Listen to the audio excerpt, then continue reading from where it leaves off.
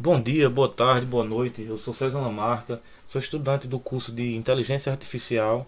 Estou fazendo esse vídeo para uma atividade contextualizada da disciplina Organização e Arquitetura de Computadores. Eu selecionei o tema Memórias para apresentar e gravar esse conteúdo. Então, eu vou falar da organização das memórias agora.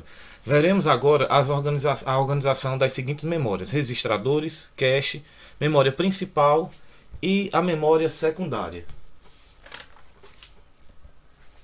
Eu vou abordar aqui a hierarquia de memória em pirâmides.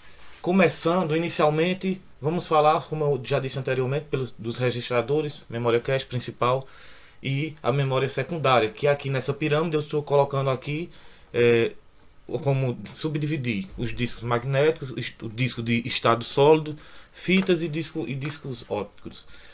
Então, iniciando pelos registradores, que está no topo da pirâmide, ou seja, nessa primeira linha, temos os registradores. Essas memórias ficam dentro da CPU e por isso sua velocidade de acesso é muito rápida. Por estarem dentro de um módulo e dentro de um chip, são pequenas e possuem uma limitada capacidade de armazenamento, por mais que muitas vezes existam centenas de registradores em um processador. Devido à sua alta velocidade de acesso, esse é um tipo de memória que de um custo muito elevado por bits. Logo em seguida, temos aqui as memórias cache. Na segunda linha da pirâmide, é uma memória que possui alta velocidade e uma capacidade de armazenamento maior que os registradores, tendo assim um custo alto em relação às memórias mais abaixo da pirâmide. A memória cache armazena informações muito utilizadas pelo processador. Então, antes de buscar determinada informação na memória principal, o processador busca na memória cache. Se a informação for localizada, essa leitura é imediata. Porém, se não for localizada, a busca passa a ser na memória principal, que copia um bloco de informações para a memória cache e por fim é feita a leitura na CPU. Este processo é mais lento do que de leitura, é mais lento do que a memória direto na memória cache. A memória cache fica entre a CPU e a memória principal, podendo ser somente de um nível ou de três, chamada de L1, L2 ou L3. Vamos falar agora da memória principal. A memória principal é responsável por armazenar informações enquanto o computador realiza suas operações. Essa memória é mais lenta que a memória cache e não pode ser acessada pelos usuários. Ela é utilizada diretamente pelo processador. Algumas memórias primárias são voláteis, ou seja, elas perdem suas informações quando a energia é desligada. Na base da pirâmide, temos as memórias secundárias, que são acessíveis aos usuários.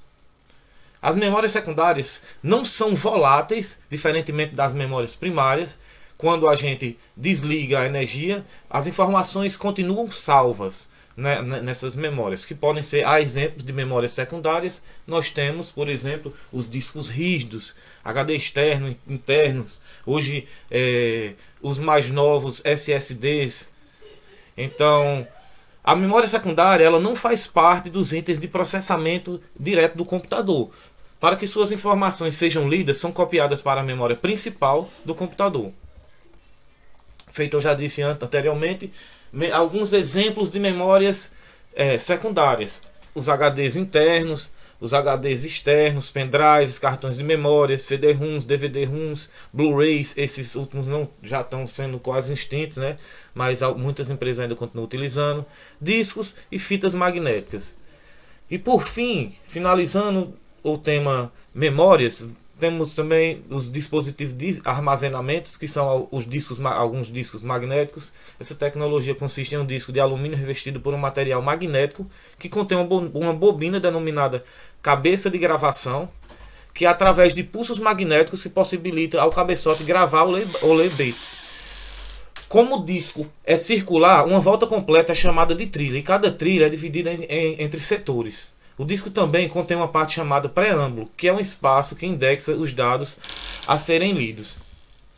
Pronto, sobre memórias é isso. Espero que vocês tenham gostado. Dê um like e muito obrigado.